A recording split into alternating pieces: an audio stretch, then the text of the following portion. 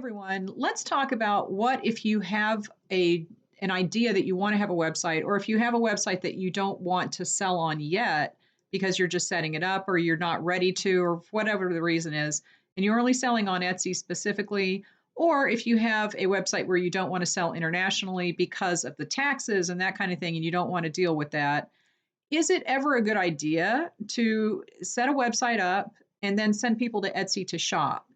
Or, like I said, half and half, have your domestic customers on your site so you can handle your own sales tax in your country and then send everybody else to Etsy to shop. That might be a good solution. And a lot of people that I know, and there are some people in the eShop program who do this, where you have a website that you only have a blog or you have product photos, and then there's a shop button where they can click. And when they click that, it takes them to Etsy, to your Etsy shop, where Etsy can handle the checkout, Etsy can handle the payments, Etsy can handle the sales tax, but you still have that website set up so that you can start building the domain authority for yourself. And then, if in the future you want to build your own website, you'll have that history with Google, and it will help you to be seen more on Google search if you've got that history. So, the benefits to doing that, like I said, is Etsy's going to handle the sales tax. Now, I know a lot of people are very afraid to set up websites because they're thinking of the sales tax. I will say this is not financial information, and you're going to have to check because things do change. But in general, in the US, each state has thresholds for the amounts that you have to sell, either by number, like how many orders you have to have in that state, and how much money you have to earn for sending things to that state before you have to pay them any sales tax at all. If you do hit those thresholds, you have to register with the state, and that's considered, having Nexus, or Nexus is a little bit different. But if you hit those thresholds, you do have to pay sales tax. In general, most states have thresholds that are so high, you probably won't have to pay sales tax other than to the state that you are physically in. Or if you do craft shows and you sell in a different state, you might have to register with them. You have to check on all those individual situations. But for the most part, setting up a website is not as tricky about the sales tax as you might think it is. If you go to taxjar.com, they have some really good articles about this, and they have an article. I know they have a chart with all of the states and the thresholds that you would have to reach before you even have to think about paying sales tax. And most people will never have to do that. So don't let that hold you back from starting a website. It's not as complicated as you think.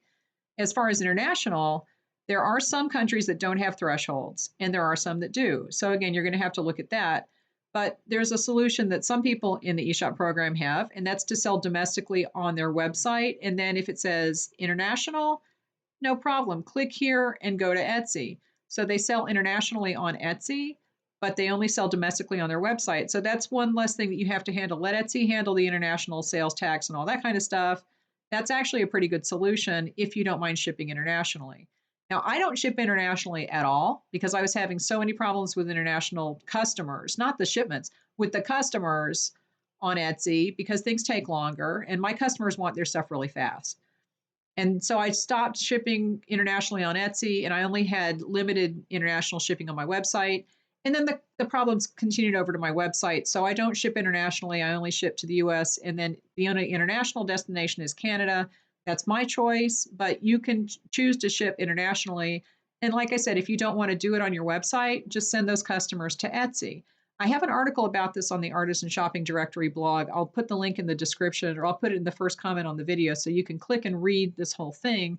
But there are benefits to having a website or having a URL registered that you direct to Etsy, or just to having a website set up, even if you don't have the e-commerce part in there yet, and sending customers to Etsy. The downside of that is, yeah, you're still going to be paying Etsy fees, but, if they're collecting sales tax for you, it's worth it. All right. The other downside, though, is that when people go to Etsy, they're faced with Etsy shops. They see links to other shops. You might lose that customer. That's a risk that you would have to decide whether it's worth taking. I think it would probably depend on what you're selling and how competitive it is. And once people check out on Etsy, they're Etsy's customers. You have to follow their rules. You have to do everything, like, the returns and all that kind of stuff.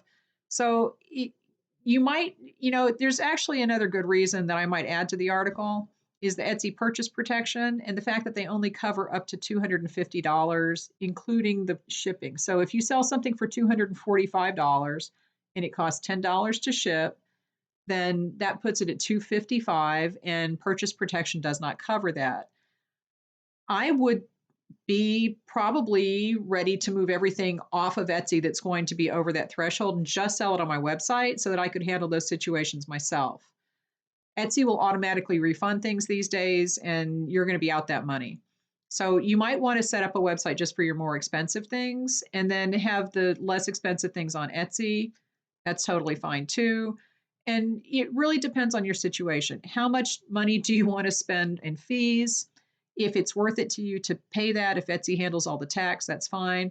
Are your products really expensive? You might want to move things to your website and not sell those on Etsy because of the purchase protection. There's all kinds of things to consider, but you can do that. You can register a URL, you can have a website, and you can still direct people to Etsy to be your cash register and your checkout. So I think it's a good option. There's pros and cons. Go read the whole article. It's up to you, but I know a lot of people who do it both ways, and then people who have kind of a hybrid model. All right, leave me any questions, and I will talk to you later.